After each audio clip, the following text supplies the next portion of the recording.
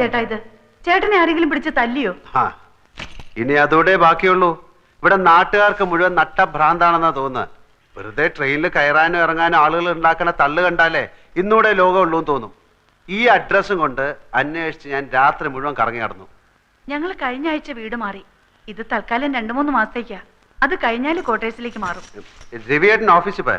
ഇല്ല, ഉള്ളിലുണ്ട്. റെഡിയാവുക. എന്റെ എഴുത്ത് കിട്ടിയില്ലേ?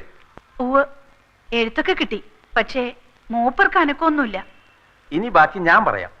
നീ ഇങ്ങോട്ട് വന്ന അതേ തീവണ്ടി 2:30 നാട്ടിലേക്ക് മടങ്ങിപ്പോ. പെട്ടെന്ന് ചെന്നാ ടിക്കറ്റ് കിട്ടാൻ വലിയ തിരക്കുണ്ടാവില്ല കുഞ്ഞളിയ. ഇത്രയും ദൂരം സഞ്ചരിച്ചു വന്നിട്ട് അപ്പൂട്ടനൊന്ന് ക്ഷീണം മാറ്റി നാളെ പൊയ്ക്കോട്ടെ രവേട്ട. ആണോ? എന്നാ നീ ചെന്ന് കുറച്ച് എണ്ണയും കുഴമ്പും ഒക്കെ എടുത്തു വെച്ച് കൊടുക്ക് പൊന്നാങ്ങളക്ക്. മൂപ്പര് ഉണ്ട് കുളിച്ച് സുഖമായിട്ട് കുറച്ച് ദിവസം ഇവിടെ താമസിക്കട്ടെ. എണ്ണയും കുഴമ്പൊക്കെ തേച്ച് അളിയാൻ കുളിച്ചാ മതി. നീ ഇതൊന്ന് ഒപ്പിട്ട് തന്നാ ഞാൻ പൊക്കളാം. കൊടു, എന്നെ നോക്കണ്ട, നന്നായിട്ടൊരു ഒപ്പിട്ട് കൊടു. അളിയൻ കൊണ്ടുപോയി വിക്കട്ടെ സുഖമായിട്ട് തറവാട്. രവിയേട്ടാ, ഞാൻ വിശദമായിട്ട് രവിയേട്ടൻ എല്ലാം എഴുതിയിരുന്നു. അങ്ങേരോട് ബാങ്കിൽ നിന്ന് 4 ലക്ഷം മോഷ്ടിക്കാൻ ഞങ്ങൾ ആരും പറഞ്ഞില്ല. രവിയേട്ടാ, ദൈവദോഷം പറയരുത്. ബാങ്കിൽ അച്ഛന്റെ കൗണ്ടറിൽ നിന്ന് ആരോ കണക്ക് തെറ്റിച്ചെഴുതി 4 ലക്ഷം കാണാതാക്കി. അച്ഛൻ മോഷ്ടിച്ചെങ്കിൽ ആ പണം എവിടെ?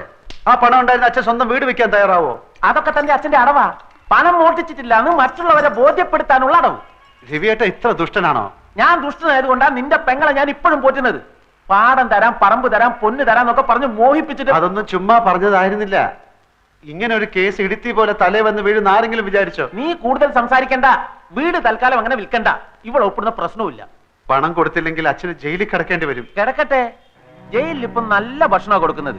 ഫാൻ, TV, എല്ലാ സൗകര്യങ്ങളും ഉണ്ട്. പിന്നെ അല്ലാതെ എന്ത് പറഞ്ഞാലും ഇത് ഒപ്പിട്ട് വാങ്ങിക്കാതെ എനിക്ക് ഇവിടുന്ന് പോകാൻ പറ്റില്ല. നാട്ടിൽ നിന്ന് വന്ന് തെണ്ടി തിരിഞ്ഞ് നടക്കുന്ന എത്രയോ പേര് ഈ സിറ്റിയിലുണ്ട്. വേണമെങ്കിൽ നിനക്ക് തണ്ടാൻ അടുക്കളയിൽ നിന്നൊരു ചട്ടിയോ ചിരട്ടയോ ഞാൻ എടുത്തു തരാം. അങ്ങനെയാണ് വിധിയെങ്കിൽ ചട്ടിയും ചിരട്ടൊക്കെ എനിക്ക് വെളിയിലും കിട്ടും. എന്നാ ചെല്ല്, നേരം കളയാതെ ചെന്ന് തെണ്ട്. രവേട്ട, ആവശ്യമില്ലാത്ത കാര്യങ്ങളൊന്നും സംസാരിക്കണ്ട. ആജ്ഞയാണോ? എണ്ണം ഉണ്ടെങ്കിൽ നീയും കൂടി ഇറങ്ങി ചെല്ലടി. വേണ്ട മിനി, നിങ്ങൾ തമ്മിൽ വഴക്കിടണ്ട. തെണ്ടിയിട്ടായാലും മോഷ്ടിച്ചിട്ടായാലും അച്ഛനെ രക്ഷിക്കാനുള്ള വഴി കാണാതെ ഞാൻ ഇവിടുന്ന് മടങ്ങിപ്പോവില്ല. പക്ഷെ ഒന്ന് ഞാൻ തീർത്ത് പറഞ്ഞേക്കാം, ഇനി തന്റെ ഔദാര്യത്തിന് വേണ്ടി ഞാൻ ഈ പടി ചവിട്ടില്ല. നീ പോയി കാപ്പി എടുക്കടി.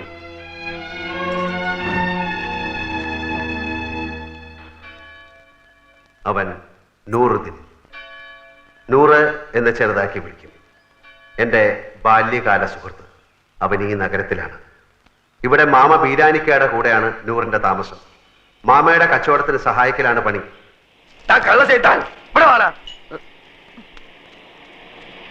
എന്താ മാമ? 78 43 കൂട്ടിയാൽ എത്രണ്ട? 8 3 11. പിന്നെ 7 4 11 121 അല്ലേ? ഇതെത്ര? അത് 111. ഇങ്ങനെയാണ് കണക്ക് ചെയ്താൽ 10 രൂപയ്ക്ക് എന്റെ ബാപ്പ ഉണ്ടായി തരൂ. ഇയാളെ മുടിപ്പിക്കാനായിട്ട് കുടിക്കാനല്ലേ?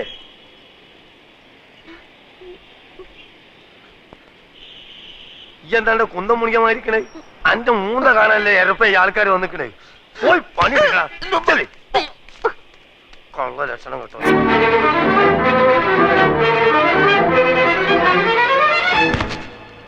ദൂരെ എന്റെ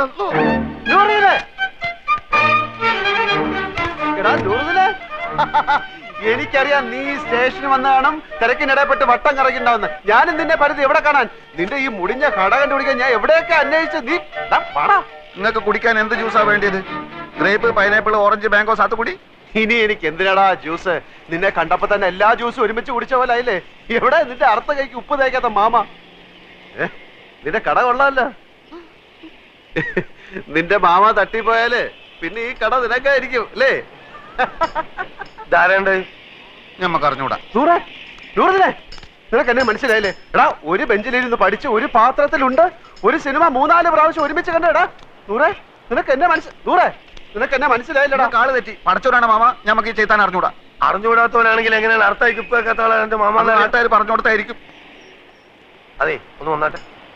വരുന്നു. അതെ, ഈ ചെക്കന്റെ പേര് 100 എന്നാണ് ആൾക്കാരെ പറഞ്ഞത്. അതാരെങ്കിലും പറഞ്ഞു തരണോ? ഇമാതിരി മുമ്പിലായക്കാരെ ഞാൻ ദിവസേന കാണുന്നുണ്ട്. ഞാൻ അങ്ങനത്തെ ആളൊന്നുമല്ല. ഇതൊക്കെ ചോദിക്കാൻ നിങ്ങളാരാ? നിന്റെ പേര് എനിക്ക് ആരും പറഞ്ഞു തന്നില്ലേ? നിങ്ങളുടെ പേര് പറഞ്ഞിട്ട് എനിക്ക് എന്ത് കാര്യം? കാര്യം തന്നെ എനിക്ക് പറയുമ്പോ കേക്കാം. നീ ഇപ്പൊ പറഞ്ഞില്ല അടുത്തേക്ക് ഇപ്പൊ കേൾക്കാത്തൊരു മാമനെ പറ്റി. ആ മാമാണ് ഈ മാമ. അയ്യോ മാമ സോറി മാമ, ഞാൻ അങ്ങനെ ഉദ്ദേശിച്ചൊന്നും പറഞ്ഞല്ല, ഞാൻ ചുമ്മാ പറഞ്ഞ നിർത്തല നമുക്ക്. ഈ എന്താ നമ്മളെ മാമാന്ന് വിളിക്കുന്നത്? എന്റെ അമ്മ എന്താ നമ്മളെ പെങ്ങളച്ചാ? ഇല്ലാത്ത പരിചയം കാട്ടി ഓരോരോ ഹമാറുകൾ വലിഞ്ഞു കയറും കേരളക്കാരെ പറയിപ്പിക്കാൻ. മേലാൽ എന്റെ പൂടിയന്റെ ചുറ്റുവട്ടത്തിൽ എങ്ങാനും കണ്ടാൽ എന്റെ കാൽ അടിച്ചിട്ട് ഞാൻ എൽഷേപ്പ് ആക്കും. ആ പോ പോ ഇങ്ങോട്ട് പോ കളവേ.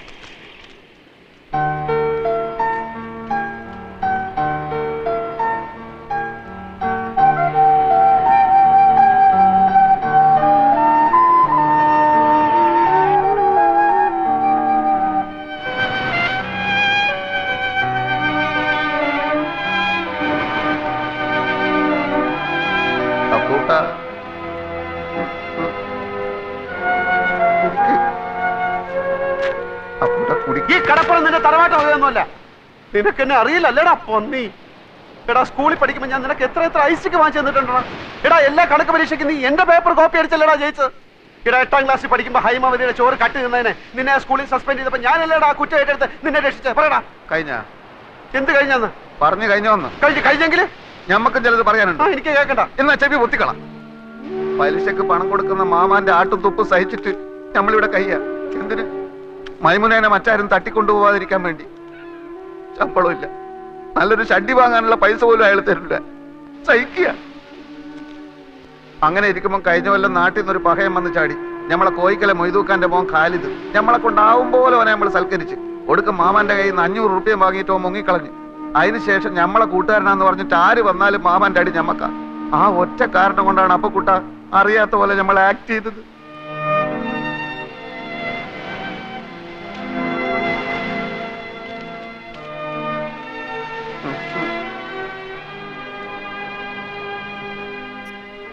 എന്നാലും ഒരെന്നാലും ഇല്ല. എന്റെ ഈ വിഷമം മാറണമെങ്കിൽ നീ എനിക്ക് ചില സഹായങ്ങൾ ചെയ്തു തരണം. പടച്ചോനെ, എന്ത് സഹായം? അച്ഛന്റെ കേസിന്റെ കാര്യം ഞാൻ എഴുതിയിരുന്നല്ലോ. പെൻഷൻ വരെ അവർ പിടിച്ചു വെച്ചു. ഇളയ പെങ്ങളാണെങ്കിൽ മെഡിസിൻ 3ാം വർഷമാണ്. കേസും ഫീസും ചെലവും നടത്തി ഒരു വഴിയാധാരത്തിന്റെ വക്കിലാണ് ഞാൻ. വീട് വിൽക്കാൻ നോക്കിയപ്പോൾ ഇവിടുത്തെ അളിയെ സമ്മതിക്കുന്നില്ല.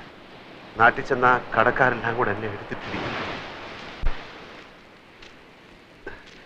ഈ അവസ്ഥയിൽ എനിക്ക് എന്ത് സഹായമാണ് വേണ്ടതെന്ന് നിനക്ക് ഊഹിച്ചൂടെ?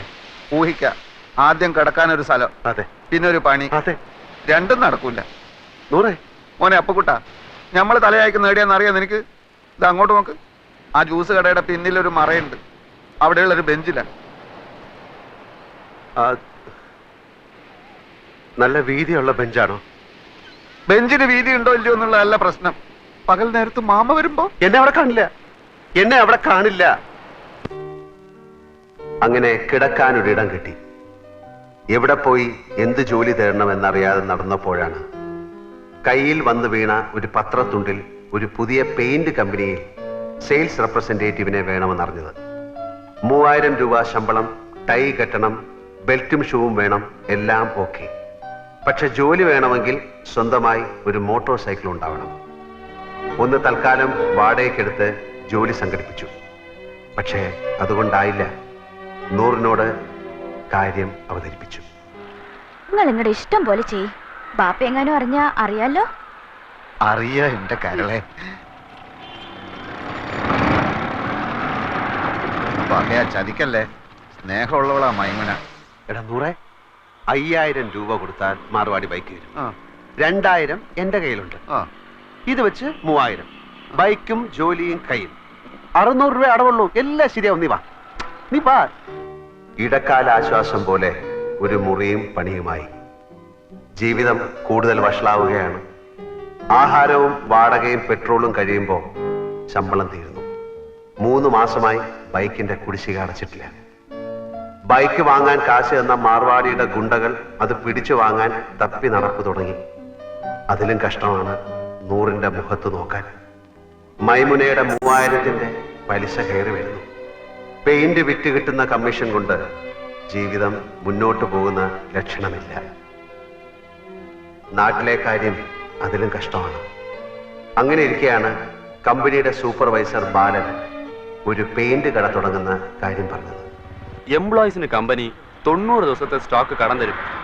കച്ചവടം കഴിഞ്ഞ് കാശ് കൊടുത്താൽ മതി. കട തുടങ്ങാനുള്ള കാശ് ബാങ്കിൽ നിന്ന് ലോൺ തരും. ചെറിയ തോതിൽ തുടങ്ങിയതാ ഞാൻ. ഇപ്പൊ എല്ലാ ചെലവും പോയിട്ട് മാസം 20,000 രൂപ എന്റെ പാക്കറ്റിൽ കിടക്കും. ഞാൻ ബാങ്കിൽ പോയി അന്വേഷിച്ചു, അപേക്ഷിച്ചു. 2 വർഷത്തേക്കെങ്കിലും സ്വന്തമായോ വാടകയ്ക്കോ ഒരു കട കയ്യിലുള്ളതായി കാണിച്ചാൽ ലോൺ തരാം എന്ന് സർദാർജി മാനേജർ പറഞ്ഞു. കൊടുക്കാന്ന് പറഞ്ഞിട്ട് മാസം 2 മാമ അറിഞ്ഞാൽ എന്റെ മയ്യത്തും ഓളം നിക്കാഹ് ഒരുമിച്ച് നടക്കും. എടാ, അതിപ്പോ ഞാൻ പണം കൊടുത്താലും നിന്റെ മയ്യത്തും അവളുടെ നിക്കാഹും ഒരു ദിവസം തന്നെ നടക്കും.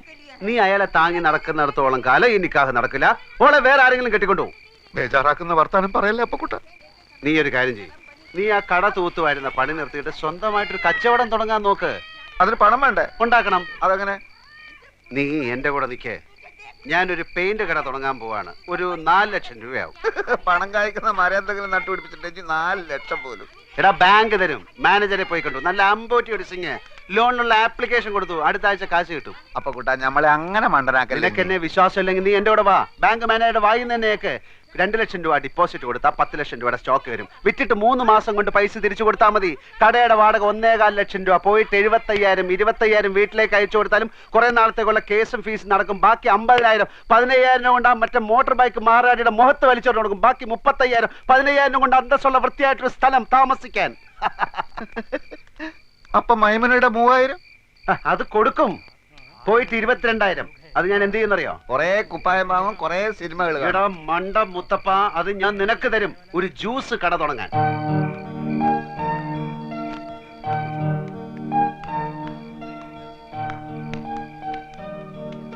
പക്ഷേ ഇതൊക്കെ നടക്കണമെങ്കിൽ ചെറിയൊരു പ്രശ്നമുണ്ട്. എന്ത്?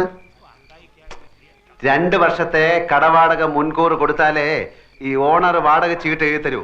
അത് കാണിച്ചാലേ ലോൺ കിട്ടൂ. തിങ്കളാഴ്ച ലോൺ കിട്ടും. 5 ദിവസത്തേക്ക് ഒരു 1.25 ലക്ഷം രൂപ ലോൺ കിട്ടി. അപ്പൊ തന്നെ തിരിച്ചു കൊടുത്തേക്കാം. നിനക്കാരാ എത്ര ഉറുപ്പ്യ കടം തരിക? നീ വിചാരിച്ചാലേ നടക്കും. നീ വിചാരിച്ചാൽ അത് നടക്കും. അതെങ്ങനെ? നിന്റെ മാമ എടുത്ത് ചോദിച്ചാൽ. ആ, നടന്നു തന്നെ. ആളും തരവ് മുതൽ നോക്കിയിട്ടാ മാമ കാശ് കൊടുക്കുക. നിനക്കാന്ന് പറഞ്ഞാൽ 10 പൈസ വരില്ല. എന്ത് കണ്ടിട്ടാ? എടേ, എനിക്ക് വേണ്ട. എന്റെ അളിയൻ രവീന്ദ്രൻ നായരല്ലേ, അയാൾക്ക് കൊടുത്താൽ മതി. അതെങ്ങനെ? ഞാൻ കാര്യങ്ങൾ വിശദമായിട്ട് പറയാം. നീ എന്റെ കൂടെ ഒന്ന് നിന്നാ മതി. ഇതൊന്നും എനിക്ക് വേണ്ടിയിട്ട് മാത്രമല്ല കേട്ടോ. മൈമുനയുടെ നിക്കാഹ് നിന്റെ മയ്യത്ത് ഒരുമിച്ച് അടക്കാതിരിക്കാൻ കൂടി വേണ്ടിട്ടോ ഞാൻ ഇതൊക്കെ പറയുന്നത്. ഇതൊക്കെ എങ്ങനെ നടക്കും ആദ്യം പറ.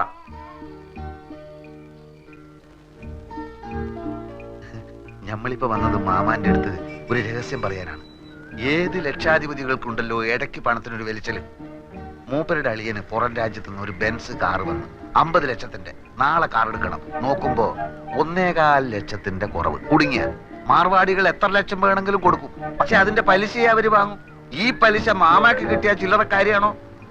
10 ദിവസത്തേക്ക് ചോദിക്കുന്ന പലിശ തരും. ഹലോ അപ്പു സാറേ, ഒന്ന് കേറിയിട്ട് പോയിക്കൂടെ? സമയമില്ല നൂറെ, മാർവാടികൾ കാത്തു നിൽക്കുകയാണ്. മാമ വിടല്ലേ മാമ, മുറുക്കി പിടിച്ചോ, കേറി വരാൻ പറ. ആ വരി ഒന്നുമില്ലേ, നമ്മള് നാട്ടുകാരല്ലേ. ഇല്ല, സമയമില്ല, അതുകൊണ്ടാ. മാർവാടിക്ക് നിങ്ങളെ അളിയൻ കത്ത് തന്നിട്ടുണ്ടാ? തന്ന് കണ്ട ഇംഗ്ലീഷിലാണ് എഴുത്ത്. പ്രിയ മാർവാടി കൊടു 1.25 ലക്ഷം അപ്പുക്കുട്ടന്. അല്ല, നിങ്ങൾ അളിയൻ എവിടാ പണി? ശരി, ഇന്ന എവിടാ താമസം? എല്ലാം ആ കാർഡിലുണ്ട്. എന്താ ചോദിക്ക? അല്ല ഒന്നുമില്ല, അതിപ്പം എല്ലാം തുറന്ന് പറഞ്ഞോ മാമ. അത് അപ്പുക്കുട്ട സാറേ, കണ്ട മാർവാടികൾക്ക് കൊടുക്കുന്ന പലിശ നമ്മുടെ മാമക്ക് കൊടുക്കൂല. അത് എന്നോട് ഇപ്പൊ ഇവിടെ ചായ കൊണ്ടുവരാൻ പറഞ്ഞു. കടന്നു പോടെ ഒത്ത് നിങ്ങൾ ചായക്ക്. അല്ലെങ്കിൽ 1.25 ലക്ഷത്തിന് മാർവാടിക്ക് എന്ത് പലിശ കൊടുക്കും? അളിയന് പലിശ അല്ല പ്രശ്നം. കാര്യങ്ങൾ നല്ല വെട്ടിയും തീയും പോലെ അടക്കണം. പലിശ എത്ര വേണമെങ്കിലും കൊടുക്കും. 1.25 ലക്ഷം എടുത്ത് കൊടുക്കും മാമ. ഇവിടെ ഉദ്യോഗമോ ബിസിനസ്സോ ഇല്ലാത്ത ആൾക്കൊന്നും പണം കൊടുക്കൂല.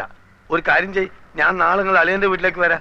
നിങ്ങൾ അവിടെ ഉണ്ടാവുമല്ലോ. നാളെ ഞാൻ ഉണ്ടാവില്ല. ഞാൻ ഡൽഹി വരെ ഒന്ന് പോകും. അതെന്തിന്? ഒരാളെ കാണാൻ 3-4 ദിവസം കഴിഞ്ഞ് വരും. എന്റെ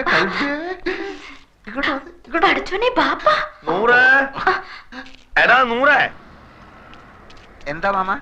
എന്റെ കൂട്ടുകാരൻ പോവാണ്. 100 രൂപ. ഇല്ല, ഓൻ വരുന്നില്ല. ഓൻ ഇവിടെ പണിയുണ്ട്. നിങ്ങൾ പോയിക്കോളി. അപ്പൊ ശരി. ലേശം കാര്യം. എന്ത് കാര്യ മാമ? ഈ എന്തിനാണ് ഇപ്പൊ അർജന്റായിട്ട് അടുക്കളയിൽ പോയത്? കപ്പുണ്ടൊക്കെ? എടാ പ്രായം കഴിഞ്ഞ ഒരു പെൺകുട്ടി ഇല്ലാത്ത എത്ര കിട്ടിയാലും പഠിക്കൂലെന്ന് വെച്ചാല്